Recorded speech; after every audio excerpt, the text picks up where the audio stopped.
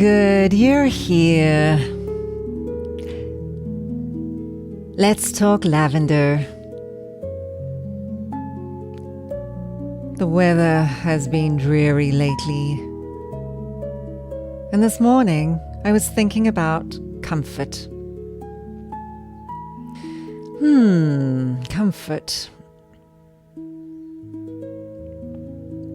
Not as a noun, but more as a verb, an action. To comfort.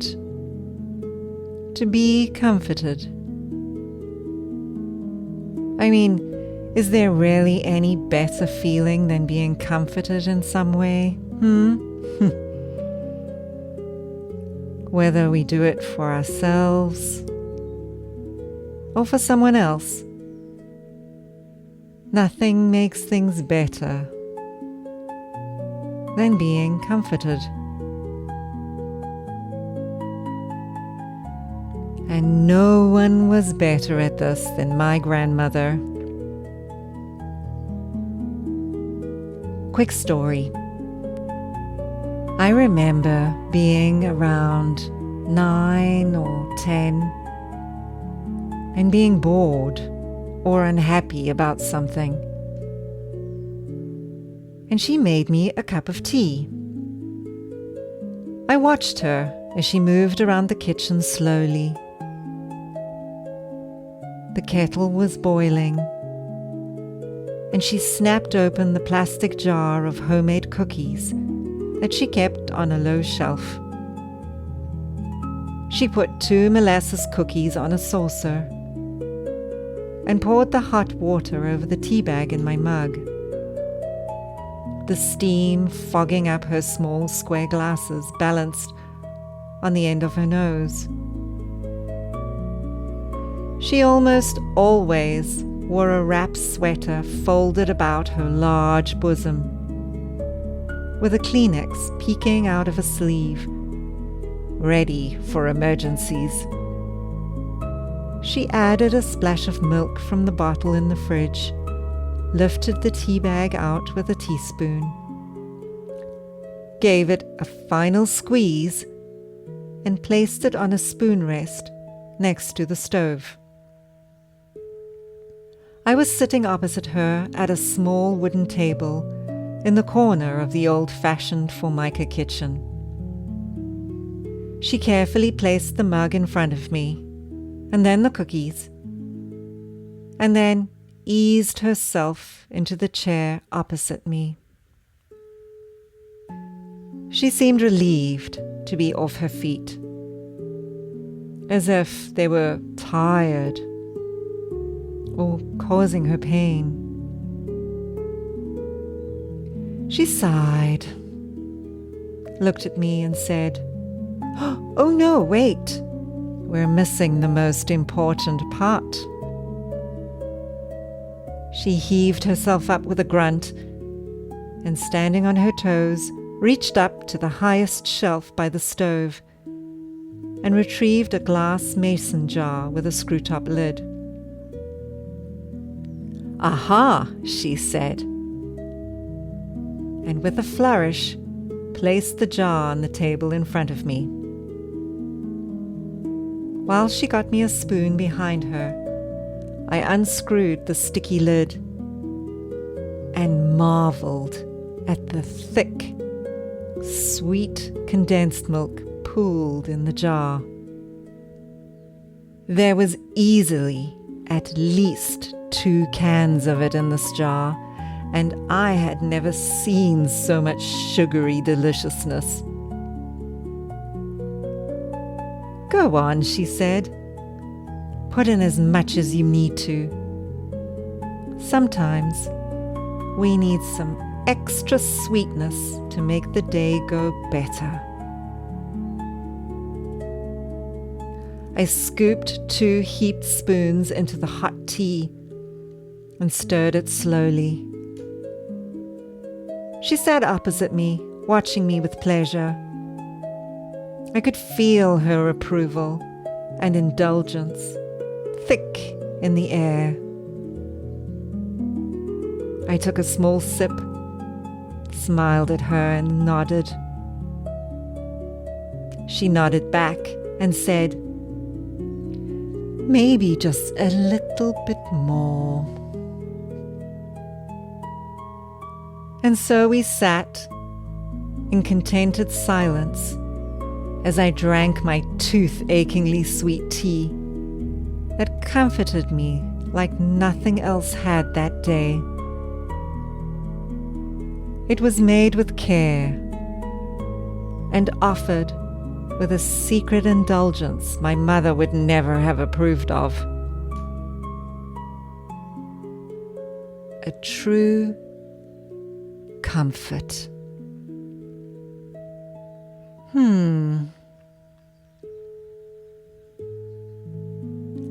Can you recall a time as a child when someone offered you a deeply appreciated comfort? Even though it was just something small and maybe even insignificant. But it's something you never forgot. And remember with gratitude.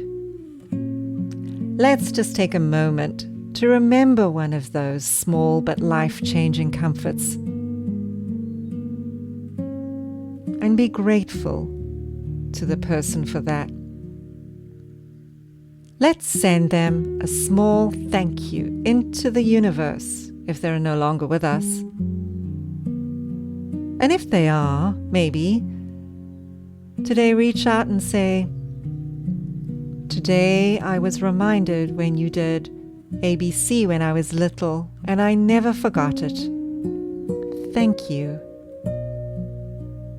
We all want to make a difference to someone's life. And what a gift if someone tells us that we did. Especially if it's years later and they still remember it. That seems to make it all the more special. Comfort. Comfort. Comfort food. Let's talk about comfort food for a minute. So many restaurants these days advertise or sell comfort food, which is usually mac and cheese or some sort of stewy, heavy, hearty dish. But that's not really what comfort food is at all, is it? Comfort food brings us comfort, which means it's an emotional experience. Of course, it tastes good, but a lot of food tastes good to us. Usually fatty, salty, sweet. But comfort food is different. It makes us feel emotionally fulfilled, connected in some way. Identifying what our comfort foods are individually can be a huge source of pleasure for us. Another word for comfort food could be nostalgic food. Often, it will be a food from your childhood or from a particularly happy time in your life. And a sense of taste transports you back to the feeling of safety or pleasure or happiness from that time. I was reminded of this when I spent some time alone and had to confess to a friend that my eating habits consisted of mainly an evening meal of fish sticks and ketchup.